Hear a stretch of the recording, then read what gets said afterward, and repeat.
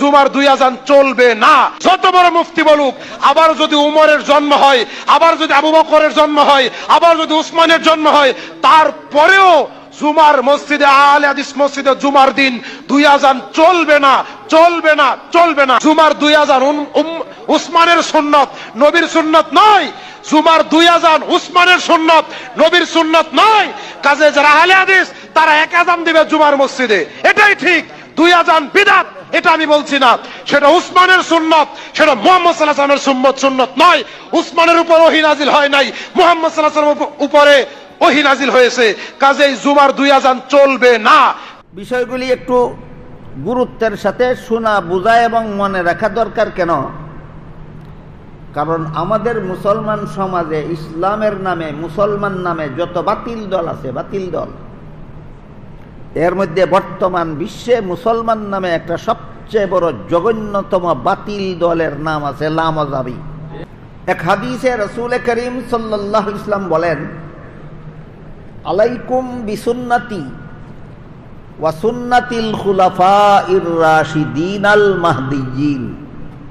এর অর্থ হলো, রাসূল বলেন, হে আমার উম্মত মুসলমানেরা, তোমাদের জন্য আমার সুন্নত পালন করা যেমন বাধ্যতামূলক, তেমনি ভাবে আমার খুলাফায়ে রাশিদিনের সুন্নত পালন করাও বাধ্যতামূলক। যে সুন্নত রাসূল চালু করে গেছেন, সেই সুন্নত পালন করতে উম্মত যেভাবে বাধ্য, রাসূল বলে গেছেন আমার খুলাফায়ে রাশিদিন যদি কোনো সুন্নত চালু করেন, সেই সুন্নত পালন করতেও আমার উম্মত বাধ্য। এর উদাহরণ, শুক্রবারে জুমার নামাজের খুতবার আগে যে আজান দেওয়া হয়, এই আজানের ব্যবস্থাটা আল্লাহর রাসূল চালু করে গেছিলেন, যা রাসূলের সুন্নত। পরবর্তীকালে হযরত উসমান রাদিয়াল্লাহু আনহু মিনারায় যে আরেকটা আজান দেওয়া হয়, সেই আজানের পদ্ধতি হযরত উসমান চালু করেছিলেন।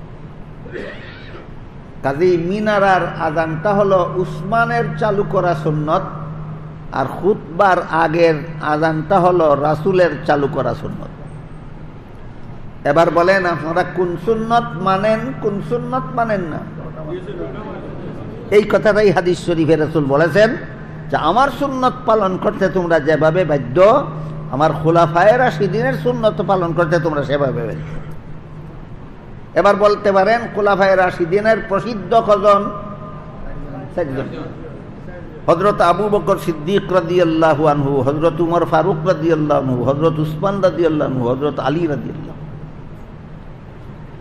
জুমার দিনে মিনারার আজানের সুন্নত যেমন ভাবে উসমান চালু করেছেন, রাসূল বলেছেন আমরা পালন করতে বাধ্য। এই জন্য সারা দুনিয়ার সমস্ত মুসলমান এই উসমানের চালু করা সুন্নত আমরা পালন করে থাকি। ঠিক তেমনি ভাবে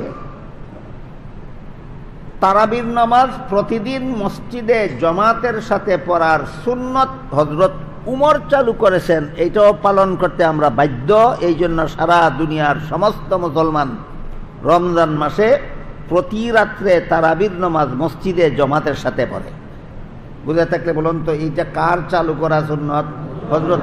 হযরত উমরের চালু করা সুন্নত।